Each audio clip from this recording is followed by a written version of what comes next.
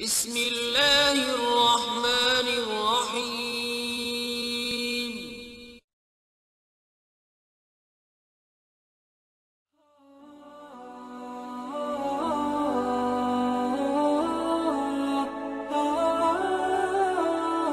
Bismillahirrohmanirrohim. Assalamualaikum warahmatullahi wabarakatuh. Solawat dan salam selalu dan tetap tercurahkan kepada junjungan kita Nabi besar Muhammad Sallallahu Alaihi Wasallam.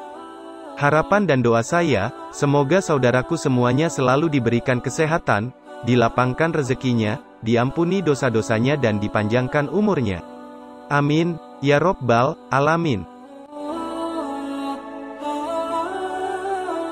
Karena doanya Nabi Nuh, pintu-pintu langit terbuka dan para malaikat ramai berlalu lalang di sana. Pada saat itu, Allah memberi wahyu kepadanya yang terdapat pada surah Al-Mu'minun ayat 27 yang artinya, buatlah bahtera di bawah penilikan dan petunjuk kami. Maka apabila perintah kami telah datang dan tanur telah memancarkan air, maka masukkanlah ke dalam bahtera itu sepasang dari tiap-tiap jenis, dan juga keluargamu, kecuali orang yang telah lebih dahulu ditetapkan yang akan ditimpa azab di antara mereka.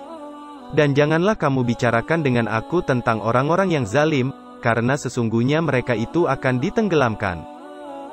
Nabi Nuh alaihi salam berkata, "Wahai Tuhanku, apa bahtera itu?" Allah berfirman, bahtera adalah sebuah rumah yang terbuat dari kayu yang berjalan di atas permukaan air. Allah telah memerintahkan kepadanya untuk menanam kayu saj atau kayu jati. Dia disuruh menanamnya di tanah Kufah. Dia tanam pohon itu dan membiarkannya hidup selama 40 tahun.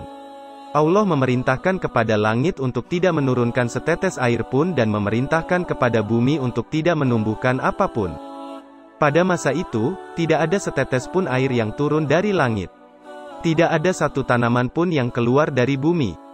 Tidak ada wanita, binatang ternak, dan binatang liar yang melahirkan, dan tidak ada burung yang bertelur. Semua itu terjadi untuk memperlihatkan hujah kepada manusia sebelum turunnya azab yang sebenarnya. Kemudian Allah memerintahkan Nabi Nuh alaihi salam pergi ke Kufah untuk mengangkut pohon saj tersebut. Akan tetapi, Nabi Nuh bingung bagaimana cara untuk mengangkutnya. Maka, Allah memberi wahyu kepadanya bahwa Auj bin Unuk bisa memikulnya. Al-Kisai mengatakan bahwa Unuk adalah ibu Auj.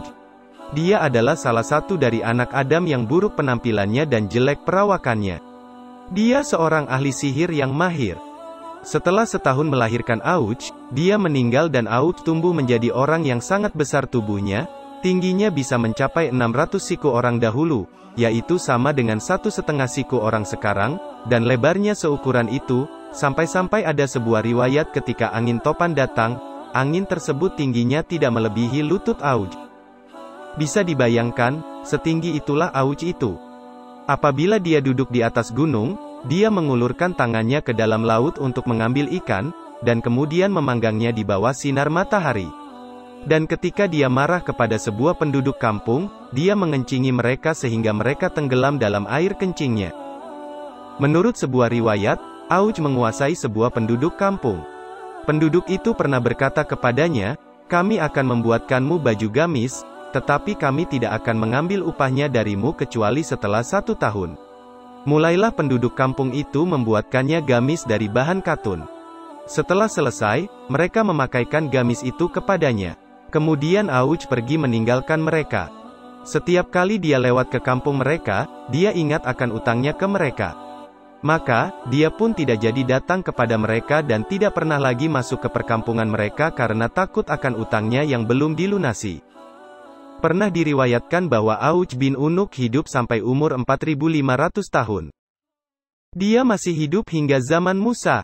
Ketika Musa memasuki sebuah padang Sahara bersama Bani Israel, Auj bermaksud untuk membinasakan mereka.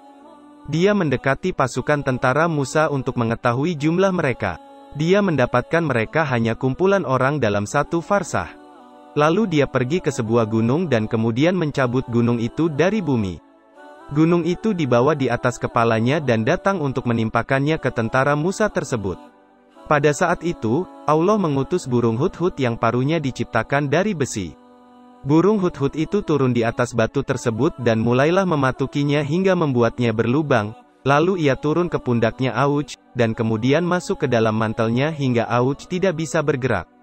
Ketika Musa melihat itu, dia menghampirinya dan memukulnya dengan tongkat miliknya yang panjangnya 10 siku sambil melompat ke udara setinggi 10 siku.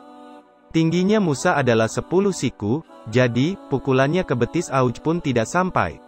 Akan tetapi, setelah Musa memukulnya, Auj pun tersungkur dan kemudian meninggal serta terlempar di lapangan kosong seperti gunung yang besar. Diriwayatkan bahwa di negeri Tatar atau Tartares, ada sungai yang bernama Atai. Di sana terdapat jembatan lengkung yang besar. Konon, jembatan tersebut berasal dari tulang Auj bin Unuk dan merupakan salah satu dari keajaiban dunia.